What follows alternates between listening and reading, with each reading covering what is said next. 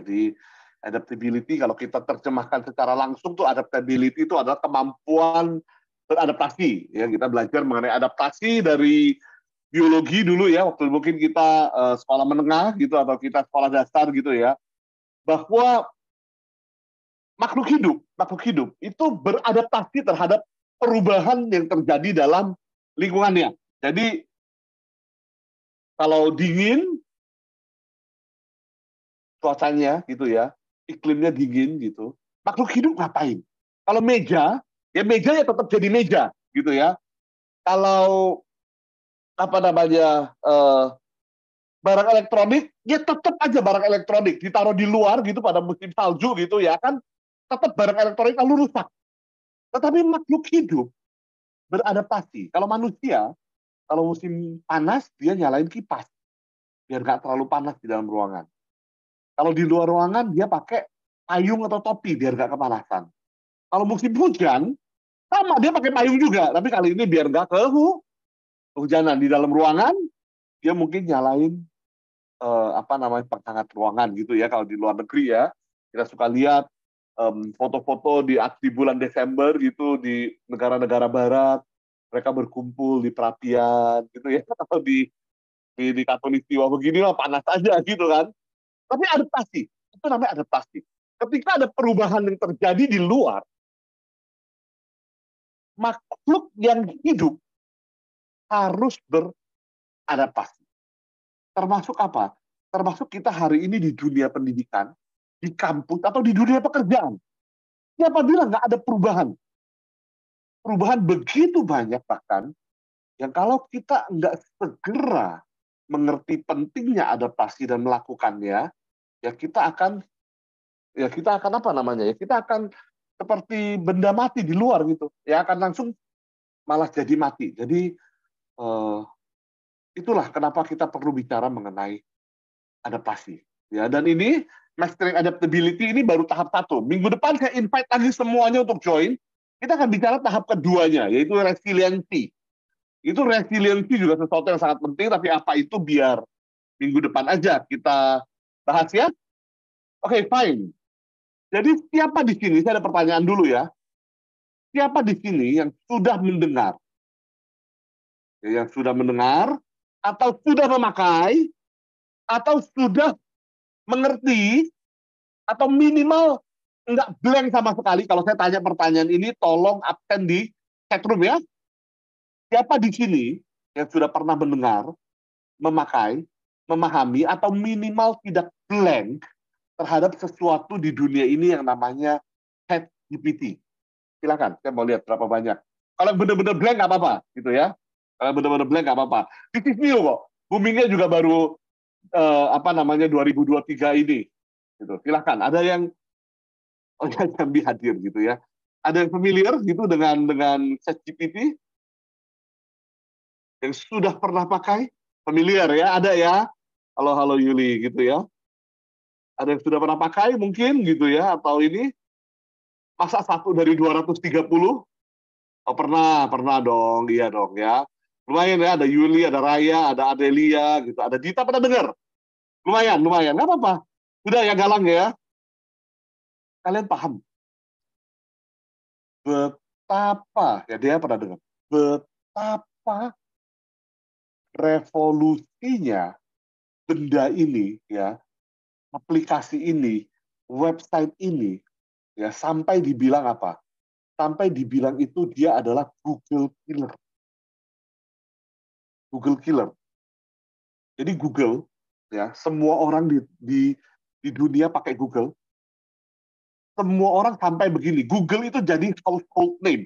Household name itu apa? Household name itu begini. Ya. Kalau kita malam jadan gitu ya. Kalau kita mau nyari sesuatu, ya kita kan bilang begini, saya mau search gitu ya. Saya mau search, saya mau cari, saya mau pelajari gitu kan. Itu yang harusnya kita ucapkan kan. Tapi hari ini kita ngomongnya apa? Saya mau Google. Google itu produk yang sudah jadi kata kerja menggantikan kata cari itu. Nggak ada orang yang bilang begini kan, saya mau Yahoo. Atau saya mau Bing gitu, apalagi gitu kan. Tapi orang ngomong saya mau Google. Sekuat dan se- seluas itu pengaruh Google tahun ini, dalam waktu beberapa hari, ya sudah dikatakan ChatGPT ini adalah Google killer. Karena apa? Karena apa yang dia bisa lakukan, ya, apa yang dia bisa berikan informasinya, levelnya dibanding kita search di Google gitu, itu udah jauh lebih tinggi. Sampai apa? Sampai salah satu dunia kerja itu adalah untuk programmer. ChatGPT bisa melakukan programming untuk banyak sekali hal. Sampai sekarang orang-orang programmer mulai pakai jasa, mulai pakai ChatGPT untuk apa? Untuk bantu mereka nulis program yang sederhana-sederhana gitu. Ada lagi susun skripsi. Mungkin susun skripsi adalah ChatGPT nih, boleh nih. Betul, jurus ninja buat coding. Betul sekali. Jadi apa? Jadi coder-coder ya yang basic-basic gitu ya. Hati-hati. Ya, kalau kayak kata di depan tuh your job is mine gitu. Ya. Dan bukan cuma your job, bukan cuma programmer gitu ya. Jadi beberapa peneliti gitu ya mentes ChatGPT di ujian akhir beberapa universitas dan sebagian besar lulus. Ada satu universitas medis yang ChatGPT lulus, tapi dia nggak bisa praktek kedokteran karena dia nggak punya tangan kaki gitu ya. Jadi itu bisa kita abaikan gitu ya. Tetapi Wharton MBA, Master of Business Administration, ya ChatGPT ikut dan dia dapat skor B atau B minus ya, selisih dikit gitu ya. Jadi apa? Konsultan nih, konsultan bisnis siap-siap kehilangan pekerjaan karena apa? Karena klien yang butuh konsultan bisa langsung tanya ChatGPT, saya punya masalah akuntansi, saya punya masalah pajak, saya punya masalah apa, tolong bantu saya stop. Ya. Yuli bilang gini, kalau Google mencarikan data yang udah ada, betul. Jadi kita yang sebagai pencari data, ini kita yang harus menganalisa, memformulasi, dan mengambil kesimpulan dari sana. Kalau ChatGPT bukan membuat data baru dia, bukan membuat baru gitu, tapi dia merangkumkan dan dengan machine learning dia mempelajari mana jawaban yang paling tepat diberikan kepada orang yang bertanya berdasarkan pembicaraan mereka di masa lalu. Wah, itu luar biasa sekali. Ya, jadi kalau kita santai-santai, ya apalagi mahasiswa-mahasiswa sekarang gitu ya, masih santai-santai gitu, nggak menambah ilmu, nggak menambah pengetahuan, nggak punya adaptability, hati-hati gitu, nanti lulus mungkin akan menghadapi tantangan yang sangat berat sekali gitu. Karena itu apa? Dua hal, adaptability sama resilient. Resilient yang saya bilang minggu depan kita akan bahas itu sangat penting sekali. So, saya akan mulai dengan satu cerita. Ya, ini cerita yang klasik juga. Dalam artian apa ya? Bicara soal COVID lah ya. COVID sudah selesai ya. Presiden juga udah bilang bahwa ya kita sudah selesai PPKM, ya silahkan nggak pakai masker lagi dan lain-lain gitu ya. Tetapi ini peristiwa yang sangat besar sekali ya. Kita harus akui ini peristiwa yang sangat apa namanya ya. 3 tahun ini benar-benar waktu yang sangat heboh sekali ya. Nah di saat COVID melanda, ada satu perusahaan namanya Lululemon. Ya, Lululemon, begitu ya. Dia itu bikin apa sih? Gitu ya. Dia bikin apa sih gitu? Dia bikin aparel, baju, gitu ya. Dan yang di Indonesia aja, di Indonesia ya, bisnis pakaian juga sudah terhantam karena COVID. Itu udah pasti gitu ya. Tapi Lululemon ini lebih daripada terhantam. Kenapa? Karena dia itu adalah aparel untuk baju olahraga dan celana yoga. Dan yang beli klien-klien dia adalah gym goer, orang-orang yang suka pergi ke gym. Orang-orang yang workout, orang-orang yang yoga, orang-orang yang pilates, orang-orang yang pergi ke gym. Dan kita tahu, salah satu yang paling langsung ditutup dan tidak boleh beroperasi di seluruh dunia adalah gym. Jadi apa? Jadi bisnisnya jadi zero.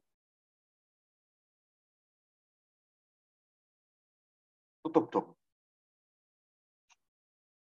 Ya. Tetapi Lululemon termasuk salah satu yang sangat cepat bergerak. Ya. Begitu mereka menyadari orang tidak pergi ke gym, orang nggak ke gym, mereka nggak butuh baju gym, baju yang lama nggak rusak, kalaupun mereka mau di rumah, mereka harus pikir cara supaya orang melakukan pembelian baju gym lagi. Gimana jadinya? Mereka lah yang pertama secara masif memberikan online kelas untuk workout, untuk gym, untuk yoga, untuk meditasi. Dan itu sesuatu yang mind blowing pada masa itu.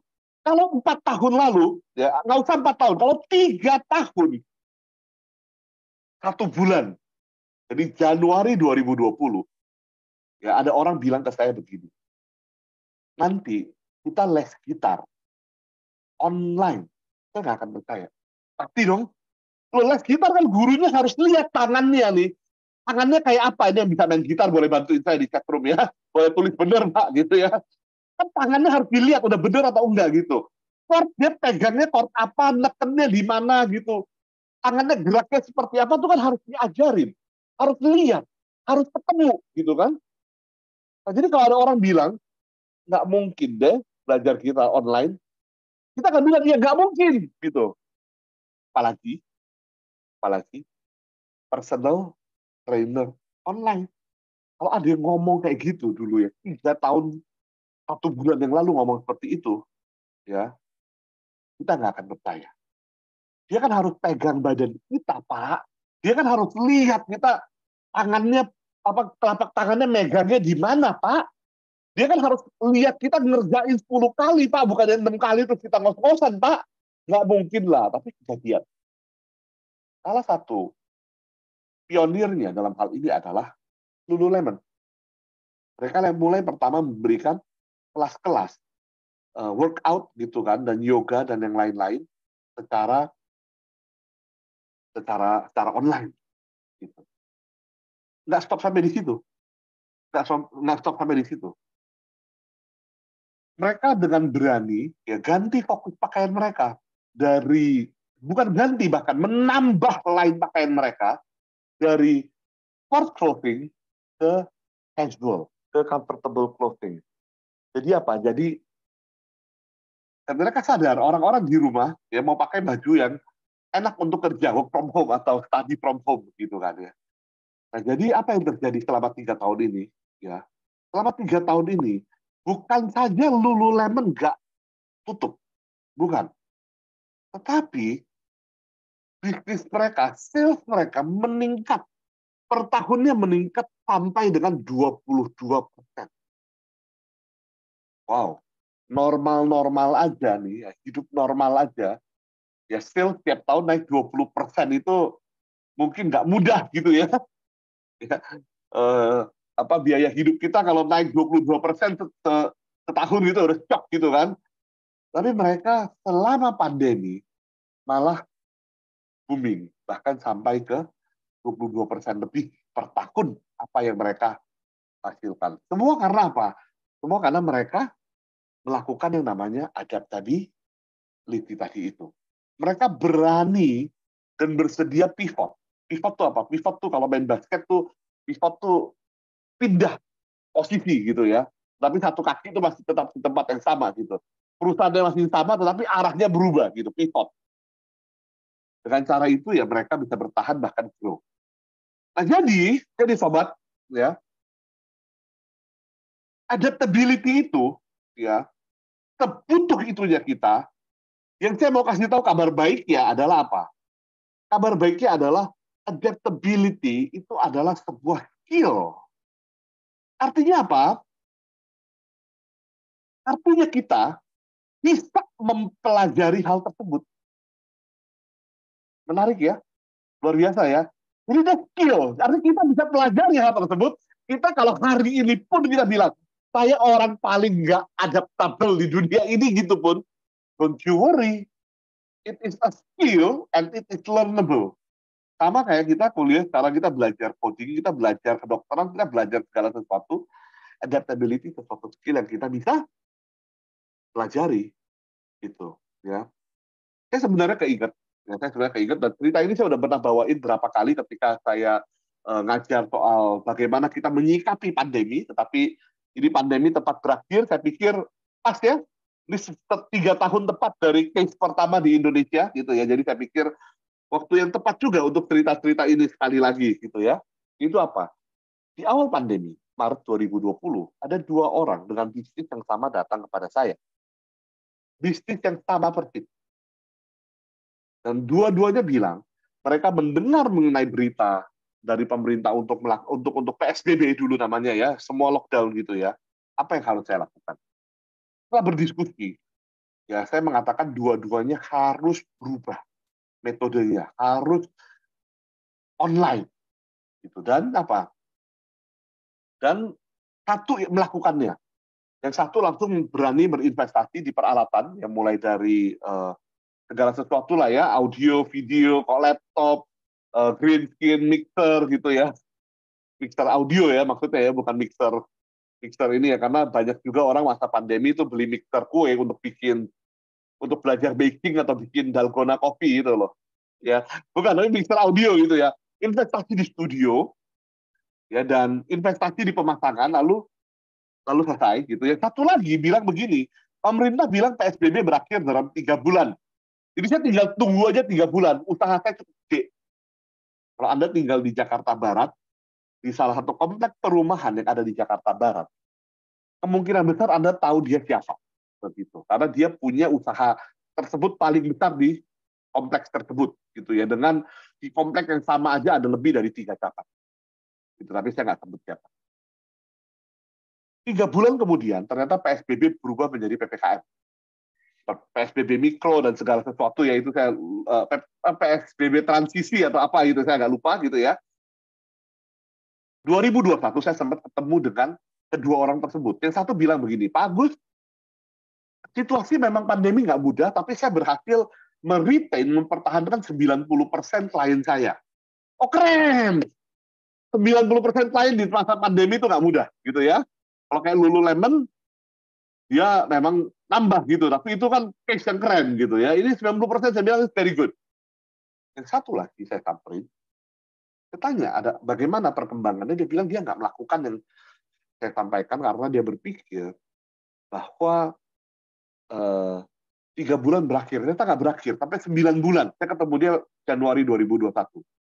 9 bulan dia tidak punya penghasilan. Lalu saya tanya, udah mau berubah belum? Dia bilang begini, kelihatannya sebentar lagi berakhir. Nggak usah invest lagi lah gede-gede untuk berubah. Sebentar lagi pasti berakhir. Pertengahan 2022, jadi pandemi berlangsung 2 tahun, ya saya punya kesempatan berjumpa lagi dengan orang kedua ini. Apa yang terjadi? Dari 3 cabang yang dia punya, 1 udah dijual. Dia sakit, stroke, ya, dan kayak bener-bener sedih dengernya adalah apa? Terpaksa anaknya berhenti kuliah dulu, cuti kuliah, karena dia tidak ada penghasilan.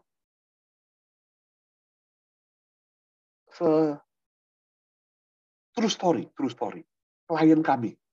Dan itu sad gitu ya, bahwa ketidakmauan seseorang berubah itu ya, itu bisa menyebabkan hal yang begitu fatal. Ya, nah, kalau kita dengar kayak gitu, terus kenapa ada orang nggak mau adaptable gitu? Coba sedikit gantian gitu ya. Coba di chat. Kenapa sih kalau gitu orang nggak mau berubah? Kenapa orang tadi itu yang saya 2 orang dengan bisnis yang sama, kenapa satu mau berubah, satu nggak mau? Coba mungkin sobat ada input gitu ya, ada ide gitu. Kira-kira apa gitu? Coba boleh tulis di chat room. Ya, sambil nanti kalau ada pertanyaan juga silakan ditaruh ya. Ada pertanyaan silakan gitu, nanti pada waktu yang tepat kita jawab gitu. Ayo silakan kalau ada yang mau chat. Kenapa orang astaga, ya ini Rosida ya, dan brilliant ya, memang brilliant gitu ya. Langsung sebutin kata kuncinya. Karena apa? Karena zona nyaman, betul. Salah satu hal kadang zona nyaman. Zona nyaman itu sesuai dengan namanya, itu nyaman. Kalau udah nyaman, orang nggak mau keluar. Kenapa? Karena di luar itu nggak nyaman. Ya, thank you ya. Tadi Rosida, Ardelia, dan Brilliant gitu ya. Karena yang kedua, Isa bilang begini nih, takut mengambil resiko. Takut mengambil resiko. Karena apa? Kalau dia berubah, ya bisa jadi perubahannya menyakitkan. Kenapa sampai ada ya istilah nih ya di kalangan anak muda kita nih, ada istilah yang sangat-sangat tragis itu apa? Tahu nggak? Ini nih saya tulis di layar ya. Ada istilah tragis nih, namanya friend zone. Apa tuh friend zone gitu ya? Hubungannya udah akrab, udah kayak saudara gitu ya. Kemana-mana berdua, yang laki nganterin gitu ya. Bukan supir ya, teman gitu. Tapi yang laki naksir tapi nggak berani. Tembak kenapa? Karena kalau hubungan mereka berubah, dia nggak siap kehilangan. Itu ya. Betul, takut mengambil resiko. Ya, Andri bilang gini, ada yang mudah beradaptasi, ada yang sulit beradaptasi. Setuju nggak saya? Kenapa? Karena tadi adaptability itu bisa dipelajari. Siapa yang bilang pelajarinya gampang? Nggak ada. Yang ada semua orang, saya rasa, 99% orang, itu sulit beradaptasi. Tetapi mau atau enggak, gitu. Ya, setuju. Ya. Anda bilang nggak mau berpikir ke depan. Ya. Karena udah fokusnya pada hari ini, betul. Takut melakukan kesalahan, zona nyaman. Oh, Depi Sulastri, mikirin omongan orang lain. Betul sekali, banyak orang nggak mau berubah karena takut diomongin orang lain, apalagi netizen dua ya, sangat mengerikan mulutnya ya. Ngapain salah gitu ya, kawan saya bilang sama netizen ini ya, napas juga salah gitu ya. Oke, tapi ada yang bilang kita kalau mencari zona yang nyaman, lalu gimana Pak harus keluar dari zona nyaman karena kita mencari sesuatu yang nyaman. Ya, kita nggak mencari sesuatu yang nyaman, kita mencari sesuatu yang bisa membuat kita berkembang, bukan lagi cari sesuatu yang nyaman. Kalau setelah kita berkembang, kita bisa mengambil, membeli, mendapatkan, mengumpulkan hal-hal yang membuat kita senang, itu adalah bonus. Gitu, ya, betul. Baik, banyak pertimbangan, tidak pede, dan lain-lain gitu ya, dan lain-lain, betul. Tapi saya suka sekali tuh, Indra bilang kalau nggak keluar dari zona nyaman, nggak berkembang. Betul, betul. Oh, Taga Naga Putri Natalis itu orang nih. Top. Keluar zona nyaman apa maksudnya zona malas, Pak? Betul. Kadang-kadang orang tuh bukannya ini tapi malas ya, banyak juga. Nah, jadi ya, jadi uh, keluar, keluar, ya, keluar. Ya, Putri bilang ini sedikit sulit buat orang introvert. Saya nggak bilang mudah. Justru ini adalah sesuatu yang memang pasti susah. Karena itu, ayo berjuang gitu. Pasti susah kok. Jadi udah enak aja dulu ya kalau kita bilang buat sebagian orang gampang, buat sebagian orang susah, nanti yang susah bilang ini alasan. Saya enggak, saya bilang begini, pasti susah. Di luar comfort zone, itu namanya fear zone, uncertainty zone. Di luar zona nyaman itu zona ketakutan, zona ketidakpastian, pasti, udah pasti nggak nyaman, pasti nggak enak, pasti sulit. Tapi kita perlu mengatasinya, gitu. Karena itu, biar kita nih malam hari ini dapat nih bagaimana gitu ya,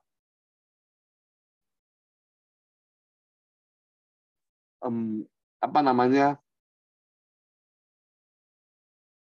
ini ya ada Calvin, ada lucu juga Calvin ya, silakan dibaca di chat room Calvin bicara apa. Oke ya, bagaimana caranya kita belajar untuk keluar dari zona nyaman? Bagaimana caranya kita punya skill untuk mempelajari adaptability? Ya, ini saya akan berikan 6 tips. Ya, jadi ada 12 total nantinya. Satu adalah bagaimana belajar memiliki adaptability. Yang kedua adalah bagaimana belajar memimpin secara adaptability. Kita yang siap-siap masuk ke dunia profesional, kita yang hari ini ada di dunia profesional, semua dari kita pada kapasitasnya akan memimpin. Jadi apa yang kita perlu lakukan? Jadi total hari ini ada 12 tips yang kita bisa bawa pulang. Ya, dalam setengah jam ini, kalau ada pertanyaan silahkan. Ya, tadi saya sudah katakan gitu ya. Nanti kita diskusikan sama-sama pada waktunya. Gitu. Jadi gimana caranya kita keluar dari zona nyaman satu begitu, dan lebih utama dari itu gimana caranya kita belajar untuk memiliki adaptability. Yang pertama dan yang paling penting adalah coba hal-hal yang baru. Itu dulu. Coba hal-hal yang baru. Ingat, ya, semua skill, dari skill olahraga, sampai skill naik sepeda, sampai skill menulis, sampai skill sampai skill main online game pun, ya, itu hanya 1% yang benar-benar bisa karena 100% bakat. Yang lainnya apa? Yang lainnya pasti ada tahapan-tahapannya. Betul, harus pertama naik sepeda, orang bilang makin banyak jatuh makin jago gitu ya. Saya setuju-setuju enggak lah ya. Kasihan juga kalau jatuh mulu nggak jago-jago kan. Tapi harus ada yang dilakukan, harus ada yang dicoba. Adaptability juga begitu. Semakin banyak hal-hal baru yang kita coba, ya, maka semakin diri kita akan terbuka untuk hal-hal yang nantinya akan muncul. Kalau saya nggak pernah mau coba hal baru, makan tempat baru yuk nggak mau asal. Pergi ke sini yuk nggak mau jauh. Apa yuk semuanya nggak mau, adaptability dalam diri kita tuh nggak kebangun. Gitu. Jadi hal yang paling penting pertama ketika kita bicara mengenai adaptability, kita mau melatih diri kita untuk punya satu kemampuan melihat lalu beradaptasi terhadap sesuatu, harus dimulai dari kemampuan kita mempelajari dan melakukan hal-hal yang baru. Dan itu artinya apa? Itu artinya mengambil resiko. Itu artinya mengambil resiko. Karena hal-hal yang baru pasti bisa membuat kita terluka. Di dalam diri kita, ya, ada sesuatu yang namanya ini. Namanya tuh self-defense mechanism. Ya, pernah dengar ya? Namanya self-defense mechanism. Ini apa gitu ya? Self-defense mechanism itu begini. Kita otaknya ya itu dilatih sedemikian rupa sehingga kalau ada sesuatu yang menyakiti kita, ya kita akan dilarang secara otomatis oleh alat itu, oleh otak kita untuk melakukan hal tersebut. Contoh, api, ya. Kalau kita tidak sengaja pegang api, lilin nih nyala gitu atau api di kompor, kita pegang gitu ya, panas. Reaksi kita apa? Wah, panas ya memang nih, berbahaya. Lain kali jangan ya pegang-pegang api. Enggak kan? Kita tanpa sadar, tanpa disuruh langsung, tangannya kita tarik sejauh mungkin. Itu self-defense mekanisme kita lagi teraktivasi. Ya. Kalau kita lihat nih ada orang di depan, mukanya merah, marah, datang ke arah kita, tiba-tiba mau nampar, refleks loh, menghindar. Self-defense mekanisme.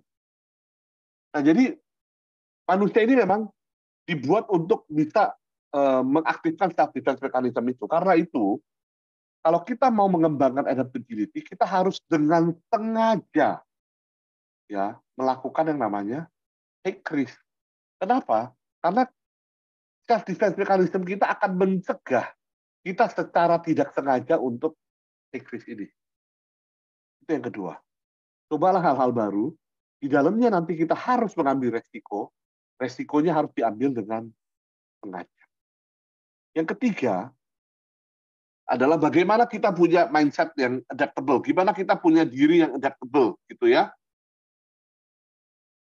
Yang ketiga adalah kalau kita menjumpai satu hal yang sulit, gitu ya, sesuatu yang challenging, gitu ya, kita bisa lakukan ini satu tips yang sangat bagus adalah breakdown challenge yang kita jumpai itu. Breakdown maksudnya gimana? Breakdown menjadi beberapa hal yang kecil-kecil. Ya, saya kasih contoh begini. Ya, gimana caranya kita ngerjain skripsi? Ada lagi skripsi di sini, gitu ya? Ada lagi ngerjain skripsi gitu ya? Itu kan horor ya. Waduh, gitu. Waktu saya ngerjain skripsi dulu, ada istilah begini. If anything can go wrong, it will. Artinya, kalau ada sesuatu yang bisa salah gitu, pasti kejadian kalau orang ngerjain skripsi. Jadi karena itu hati-hati. Teman saya udah nggak ngitung berapa banyak yang zaman dulu kan belum pakai cloud ya, filenya korup di hard disk. Nggak ke-save, mati lampu. Dulu ngerjainnya masih di PC, nggak ada UPS gitu ya. Nggak ada laptop. Mati lampu, filenya hilang. Coding puluhan ribu baris, di-run, bugnya muncul gitu. Dan dulu debugging nggak segampang sekarang gitu.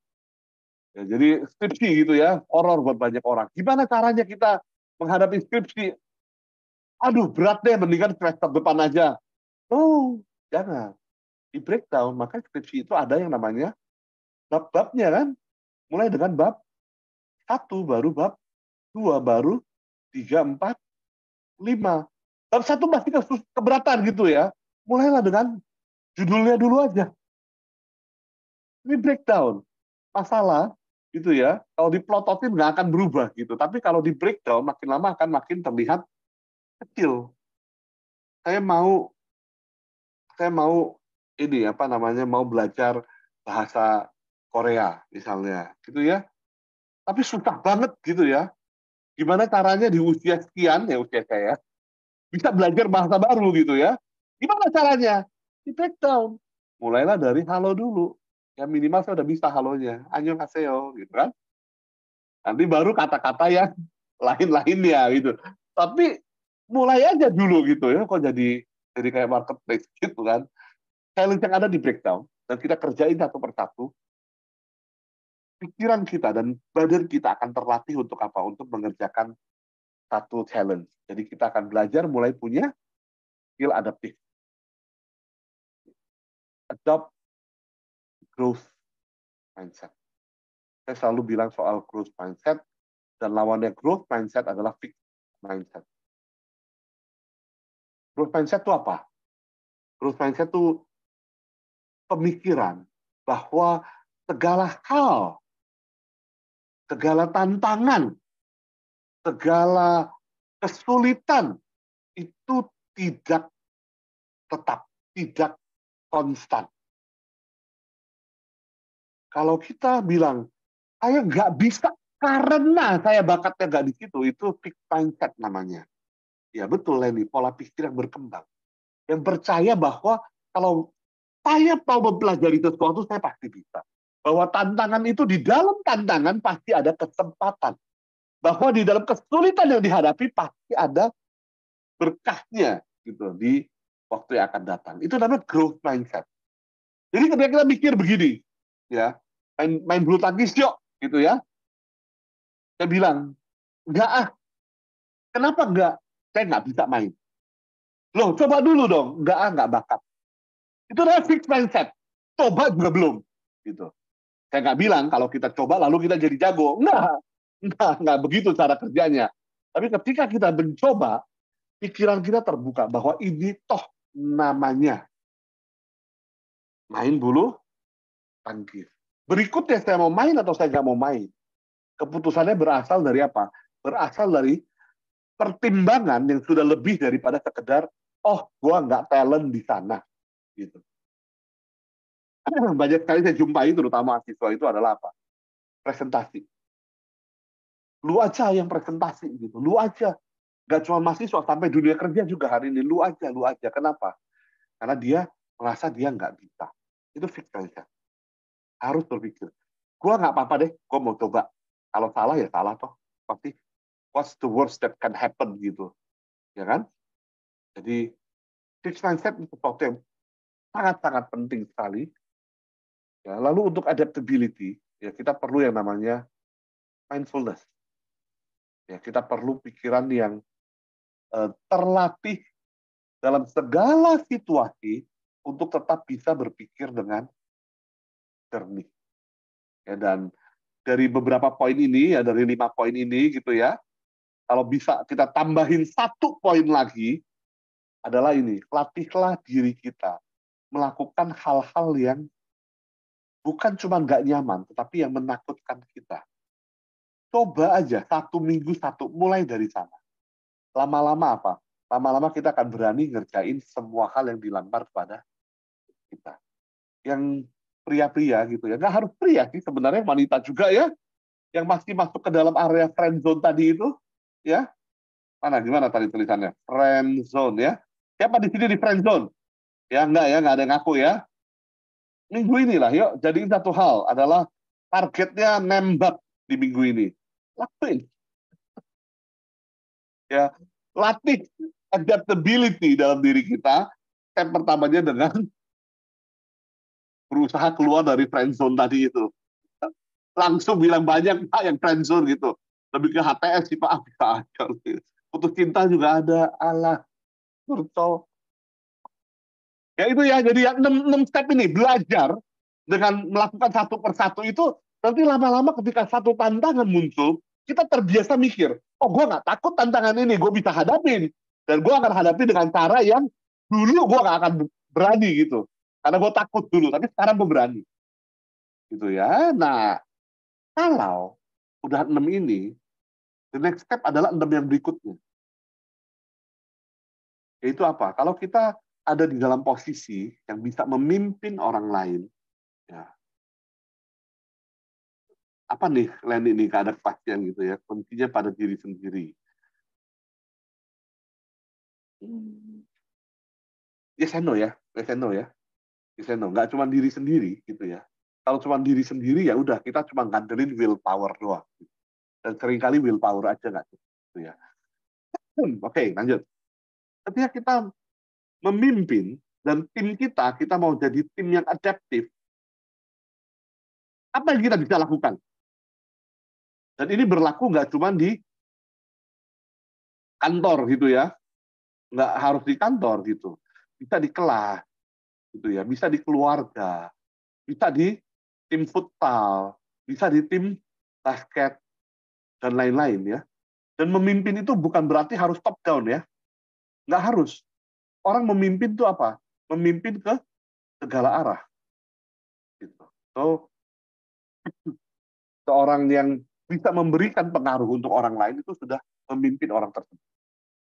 Jadi apa yang kita lakukan, yang perlu kita punya ketika kita memimpin, perhatikan poin yang ada di kiri bawah ini sama. Ya, adopt growth mindset di dalam tim kita. Ya, ini yang pertama. Sama ya, poinnya sama nih. Yang kedua adalah allow mistakes in your team. Ya. Siapa di sini yang kalau pulang ke rumah gitu ya, apa namanya, pulang ke rumah gitu, terus sadar begini, oh Tupperware mama nggak kebawa pulang. Siapa yang begitu sadar itu langsung ketakutan. Ya, kalau kalau pasti begitu ya, berarti pasti apa? Pasti takut melakukan kesalahan, gitu ya. Jadi kalau kita ada di posisi pemimpin gitu ya, kita harus berani apa? Berani membiarkan orang lain berbuat salah. Walaupun itu artinya kita mundur nih proyeknya nih. Walaupun itu artinya kita mengalami hal yang nggak gampang nih. Apalagi di dunia kerja gitu ya. Itu berarti kita jangan-jangan kita yang kena marah nih. Tapi kalau kita mau bangun tim yang adaptable, yang bangun tim yang adaptif, orang harus berani nyoba dan berani salah. Ingat ya, di slide sebelumnya nih, orang harus berani nyoba, berani ambil risiko. Artinya apa? Artinya bisa salah loh dia loh. Nah ini yang harus diperhatikannya yang pertama. Yang kedua itu adalah harus punya open communication, komunikasi yang baik ya.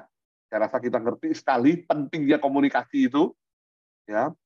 Lalu kita harus membangun satu budaya saling bertanya dan saling memberikan masukan di dalam kelompok, gitu ya.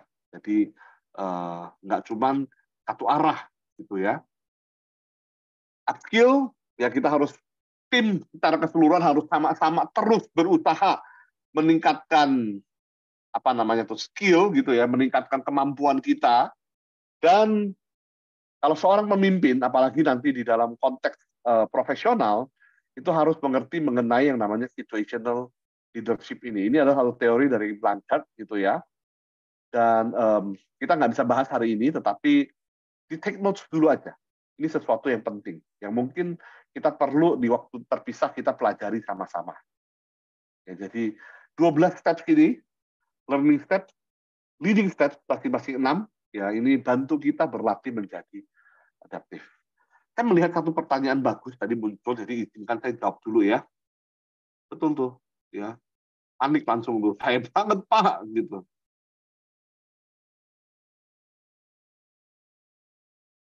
Jika sudah mencoba hal baru, Dara, ya, Dara Tulaita, Dara Tulaila, I'm sorry, Dara Tulaila, gitu. Dia sudah mencoba hal baru, tapi tidak berkembang juga. Misalnya sudah belajar naik sepeda, tapi nggak jago-jago. Apa yang harus dilakukan?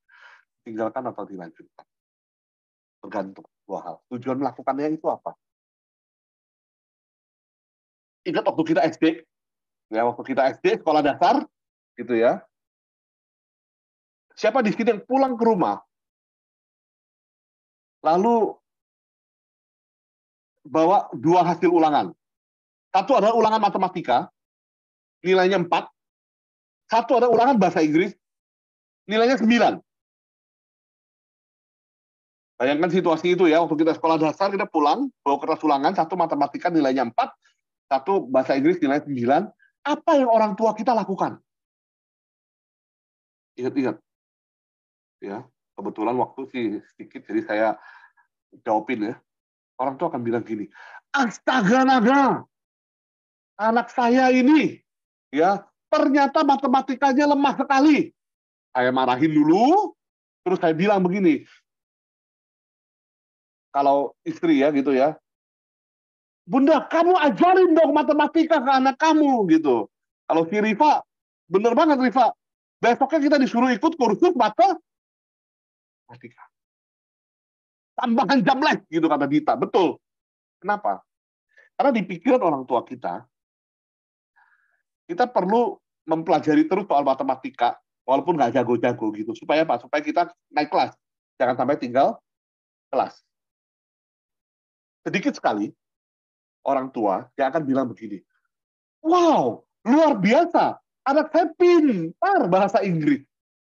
Jadi saya daftarin les bahasa Inggris supaya bahasa Inggrisnya malah semakin jago lagi.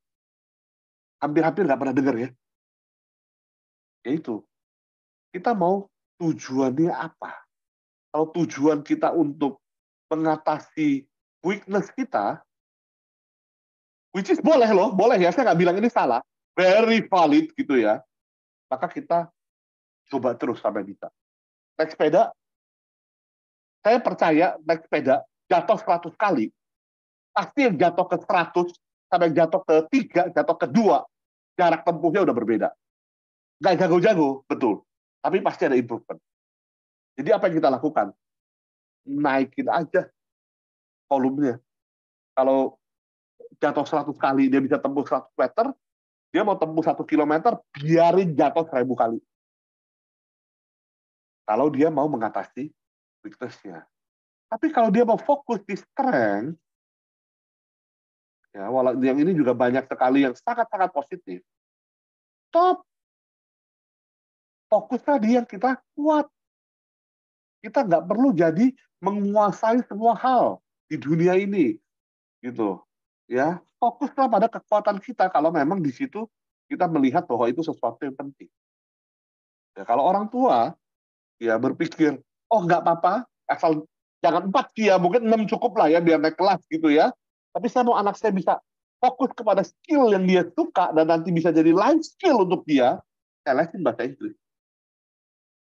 Gitu. Saya nggak bilang orang tuanya salah, lagi-lagi tujuannya apa? Mau mengatasi weakness atau mau membangun strength-nya dia.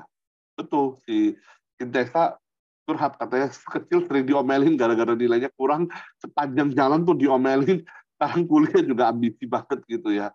Tapi tetap diomelin kalau nilainya jelek. Gitu.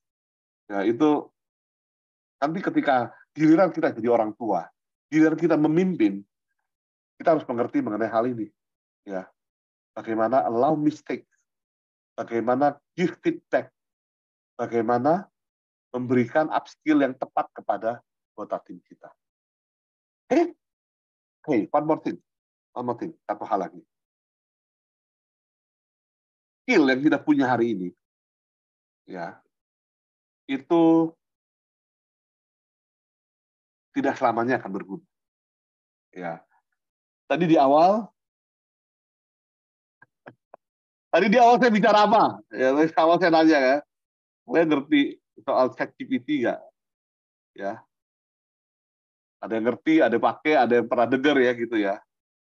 Ini saya tanya ChatGPT, Chat gitu ya, skill apa yang masih akan dicari 10 tahun ke depan, dan skill apa yang kelihatannya udah nggak diperluin lagi 10 tahun ke depan. Ini jawaban ChatGPT, saya rangkum doang. Ya, ChatGPT bilang begini, yang nggak akan terjadi yang nggak dibutuhkan lagi di masa depan tuh ini nih. Ya, dan sekilas kita kalau baca nih ya, manual data entry, basic accounting, basic data analysis, specific technical skill, gitu ya, general computer skill. Kalau hari ini nih kita nggak apply kerja, ya saya masih terima CV, menguasai MS Word, gitu ya, menguasai Microsoft Excel gitu. Padahal ditanya ngerti VLOOKUP nggak gitu ya, tapi menguasai aja gitu ya, pokoknya punya di komputernya gitu. Ini nanti jadi skill-skill yang udah kita nggak bisa menjadikan diri kita bersaing lagi. Ya, basic accounting hari ini pun udah nggak kepake. Karena apa? Karena ada aplikasi-aplikasi online via cloud yang dia cuma kasih kita kolom untuk diisi, ya, cuma isi doang nih. Terus kita pencet pilihan A, pilihan B, pilihan C, pilihan D. Di akhir bulan dia rangkumin segala macam report accounting buat kita. Mau dari laba rugi sampai ke mutasi sampai apa, dia rangkumin buat kita. Yang lebih canggih lagi, bisa di-link ke bank account bisnis kita. Kita transfer ke siapa, kita tinggal masukin kode, masuk ke aplikasinya. Manual data entry, basic accounting, hari ini pun sudah mulai digantikan. 10 tahun lagi apalagi gitu ya. Sebaliknya. Saya tanya ChatGPT, skill apa yang 10 tahun lagi pasti dicari? Yang peringkat 1 dia bilang pasti digital literacy, masuk akal gitu ya. Emotional intelligence, critical thinking, problem solving, ini hal-hal yang saat ini belum bisa dikuasai sepenuhnya oleh AI. Ya. Tunggu sampai AI bisa mengerti perasaan manusia gitu ya, emotional intelligence-nya tinggi gitu ya. Wah, nanti bisa ini nih apa namanya? Udah zamannya robot nanti ya. Creativity and innovation. Tetapi ada satu yang saya mau soroti ya. Dia bilang skill nomor 4 yang paling penting, yang 10 tahun dari sekarang pun masih akan terus dibutuhkan adalah adaptability and resilience. Oh, kebetulan sekali. Dua hal yang kita akan bahas hari ini dan minggu depan. So, hari ini kita udah dapet ya 6 tips untuk building adaptability sebagai seorang personal, 6 tips untuk building adaptability di dalam tim. Nah, minggu depan kita bahas mengenai building resilience. Kuasai dua hal ini, kita siap bersaing 10 tahun ke depan. Gitu ya. Oke, saya stop di sini sementara gitu ya, dan saya kembalikan ke Lauren.